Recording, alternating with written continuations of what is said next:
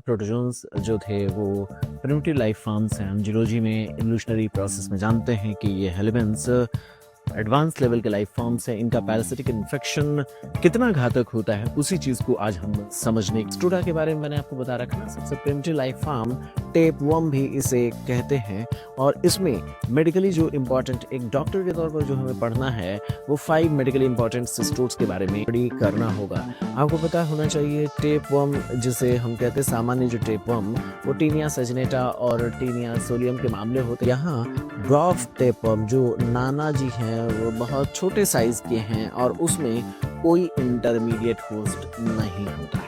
नमस्कार, आज हम लोग डिस्कस करेंगे हेलिबेंथोलॉजी को लेकर के और इसमें हम एडवांस लेवल पर जो पैरासिटिक इन्फेक्शन होते हैं उनके लेवल पर बात करेंगे। एडवांस का मतलब ये है कि ये एडवांस लाइफ फॉर्म्स हैं। इससे पहले हम लोगों ने प्रोटोजोन्स के लेवल पर बात किया था। प्रोटोजोन्स जो थे वो प्रिमिटिव लाइफ फॉर्म्स हैं। हम जियोलॉजी में इवोल्यूशनरी प्रोसेस में जानते हैं कि ये हेलिबेंट्स एडवांस लेवल के लाइफ फॉर्म्स हैं। इनका पैरासिटिक इन्फेक्शन कितना घातक होता है उसी चीज़ को आज हम समझने की कोशिश करेंगे। इसमें बेसिकली 2 फैमिलीज को हम इंक्लूड करेंगे, एक प्लेटीहेल्मिन्थेस और दूसरा निमेटहेल्मिन्थेस।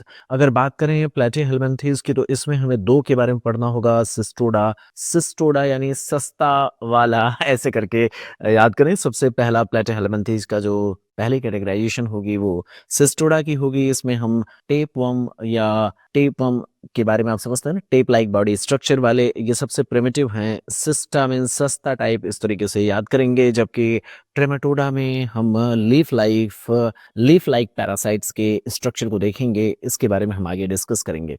शेप वाइज देखा जाए तो टेप लाइक हम सिस्टोडा में देखते हैं, जबकि ट्रेमाटोडा में हम देखते हैं लीफ लाइक। और जब हम नेमाटोड्स की बात करते हैं तो ये कंपैरेटिवली सबसे एडवांस्ड पैरासाइट के इन्फेक्शन है। इसमें नाम वाले लोग हैं जिनका नाम बड़ा ही स्मार्ट वाला है, तो ये राउंड वर्म है, आप जानते हैं स्कैरिस का इन्फेक्शन। ये सारी चीज़ें इसी ग्रुप में रखी गई हैं। बॉडी कैविटी की बात करें दोस्तों तो बॉडी कैविटी सिस्टोडा में अब्सेंट होता है, जबकि ट्रेमाटोडा में बॉडी कैविटी पाई जाती है। नेमाटोड्स में भी बॉडी कैविटी पाई जाती है।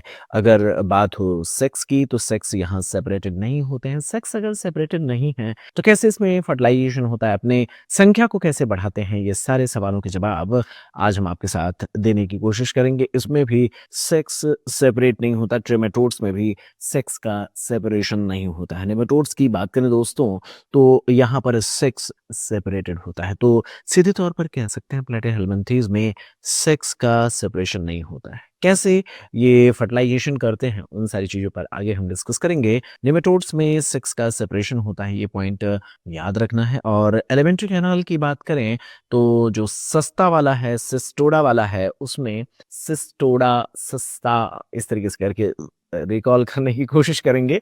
तो इसमें फूड एब्जॉर्ब करने का एकमात्र तरीका होता है कि बॉडी के सरफेस से ये फूड को एब्जॉर्ब कर लेते हैं। ये इनके पास एक जुगाड़ होता है, क्योंकि इनके पास डाइजेस्टिव ट्रैक होता ही नहीं है। अपने बॉडी के सरफेस से ये फूड को एब्जॉर्ब करने की टेक्निक जानते हैं, इस तरीके का प्रयास करते हैं। ट्रेमेटोड्स में बात करें दोस्तों तो इसमें इनकम्प्लीट माउथ कैविटी होती है। क्या होता है? इनकम्प्लीट माउथ कैविटी होती है। और इनकम्प्लीट माउथ कैविटी में आप देखेंगे माउथ ही एनस और माउथ जैसी संरचना एक ही जगह पर होती है। फूड लेता है और जो अनडाइजेस्टेड फूड होता है उसी रास्ते से बाहर कर देता है। इनकम्प्लीट डाइजेस्टिव ट्रैक्ट जिसमें माउथ जैसी संरचना तो आप कह सकते हैं, लेकिन प्रॉपर एग्जिट देने के लिए एनस जैसी स्ट्रक्चर नहीं होती है। जबकि नेमेटोड्स में जब हम बात करते हैं दोस्तों तो यहाँ पर कंप्लीट डाइजेस्टिव ट्रैक्ट होता है। तो ये एक जानकारी है जिसके लेवल पर हमें थोड़े से अपने आप को अपडेट होना होता है। इसमें आप एक रिप्रेजेंटेटिव एग्जाम्पल एस्कैरिस को बना करके याद करने की कोशिश करें, सारी चीज़ें आपके दिमाग में आ जाएंगी। आपको पता है कि एस्कैरिस में एक एडल्ट वर्म होता है, वो हमारे बॉडी के भीतर डाइजेस्टिव ट्रैक्ट में पड़ा रहता है, जिसके कारण क्लिनिकल फीचर्स डेवलप होते हैं। ये बेसिक चीज़ें आपकी जानकारी में हैं। और आप ये भी जानते हैं एडल्ट वर्म्स जो होते हैं यही एग्स को रिलीज करते हैं। एग्स या लार्वा यही हमारे लिए शरीर से बाहर किया जाता है। तो कुछ मामलों में हम देखेंगे एग को शरीर से बाहर किया जाता है और वही एग कोई अगला पर्सन जब कंटामिनेटेड फूड या वाटर के थ्रू लेता है तो उसमें इन्फेक्शन पहुंच जाता है। ऐसे ही कुछ में ऐसा होगा कि इन्फेक्टिव फॉर्म में लार्वा को डाइजेस्टिव मीन्स दूसरा पर्सन डाइजेस्ट करता है। कैसे लेता है? दूसरा पर्सन कंटामिनेटेड फूड या वाटर के सोर्सेज से लेता है तो उसमें इन्फेक्शन हो सकता है। ये सारी चीज़ें आपकी जानकारी में है। और जब कभी भी हम देखने की कोशिश करते हैं स्टूल सैंपल में, मान लीजिए ये पर्सन है तो इसने अपने बॉडी से क्या रिलीज किया होगा, या तो एग या कुछ मामलों में लार्वा। तो जब इसे रिलीज करते हैं तो उन लार्वा को या एग्स को हम स्टूल में देखने की कोशिश करते हैं। डायग्नोसिस स्टूल सैंपल में हम एग की पहचान करके बनाने की कोशिश करते हैं। तो इन्फेक्टिव फॉर्म जो होता है अगले पर्सन के लिए वो एग या लार्वा हो सकता है। अब इन्फेक्टिव फॉर्म में या तो एग है तो एग का ओरल इंजेक्शन होता है। आप जानते हो ओरली एग लेता है कंटामिनेशन ऑफ फूड के थ्रू। आप देखेंगे लार्वा की बात, तो लार्वा या तो ओरल इंजेक्शन के द्वारा या फिर पेनिट्रेशन ऑफ स्किन के द्वारा शरीर में एंटर करता है। कहाँ कहाँ पर ये एग्जाम्पल मिलेंगे? तो पेनिट्रेशन ऑफ स्किन की जहां पर हम बात करेंगे वहां पर इस चीज को बहुत स्पष्ट तौर पर देखेंगे कि लार्वा पेनिट्रेशन ऑफ स्किन के द्वारा इन एनस वाले ग्रुप में हमारे बॉडी में एंटर करता है। एंकाइलोस्टोमा, निकेटर, सिस्टोसोमा या स्ट्रैंगुलाइडिस के मामलों में हम इस चीज को देखने का प्रयास करेंगे कि वहाँ स्किन के पेनिट्रेशन की वजह से इन्फेक्शन हमारे शरीर में पहुंचता है। अब बात करें एग की, तो एग का इंजेक्शन कहाँ पर होता है? तो आपको ध्यान रखना है हीट वाले मामलों में हम एग को इंजेस्ट करते हैं। तो इस इमेज को अपने दिमाग में, मेमोरी में फिट कर लें ताकि आपको पता रहे एग का इंजेक्शन करके कहाँ कहाँ इन्फेक्शन शरीर में पहुंचता है। तो एग को इंजेस्ट करके हीट वाले मामलों में, तो गरम अंडे को देख करके अपने दिमाग में इमेजिन करिए एग को इंजेस्ट किया जाता है हीट के कोड में। हीट है क्या? हीट है एच नाना, एंट्रोबियस वर्मिकुलारिस, स्कैरियासिस और ट्राइक्यूरस ट्राइक्यूरा के द्वारा होने वाला इन्फेक्शन।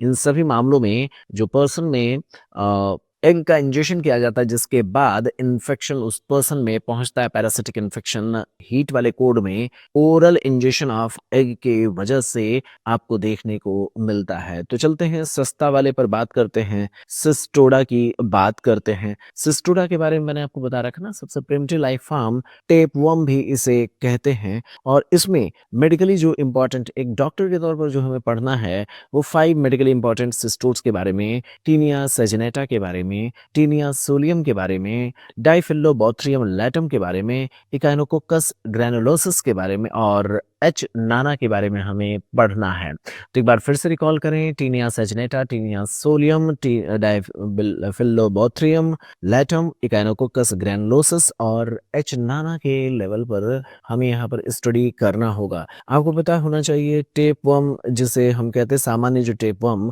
वो टीनिया सेजनेटा और टीनिया सोलियम के मामले होते हैं। हालांकि फिश टेपवर्म की बात कहें तो डाइफिल्लोबोथ्रियम लैटम की बात करेंगे। कैसे इसका लाइफ साइकिल होता है, थोड़ी देर में इन सारी चीज़ों का आंसर हम तलाशने की कोशिश करेंगे। डी एटम में किस तरीके से फिश टेपवर्म वाली बात हम रिकॉल करेंगे। इकाइनोकोकस के मामलों में हम डॉग टेपवर्म का पैरासिटिक इन्फेक्शन की बात कहते हैं। ऐसा क्यों कहते हैं, कैसा क्लिनिकल प्रेजेंटेशन होता है, इन सारी चीज़ों पर हम चर्चा करेंगे। एच नाना की बात करें दोस्तों तो वहाँ पर होता है ड्वार्फ टेपवर्म। और यहाँ ड्वार्फ टेपवर्म जो नाना जी हैं वो बहुत छोटे साइज के हैं और उसमें कोई इंटरमीडिएट होस्ट नहीं होता है। ये इतनी एक बेसिक समझ हमारे पास होना चाहिए। सिस्टोडा में हमें 5 चीजों के बारे में पढ़ना है। सिंपल जो टेपवर्म होते हैं उनके बारे में बात करते हैं। तो टेपवर्म के 2 हमारे ग्रुप